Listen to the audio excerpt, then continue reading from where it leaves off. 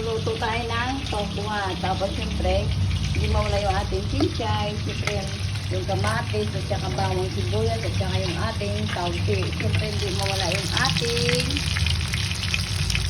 isda. O siyempre, maglalagay na tayo ng lalagay na natin yung ating isda rito.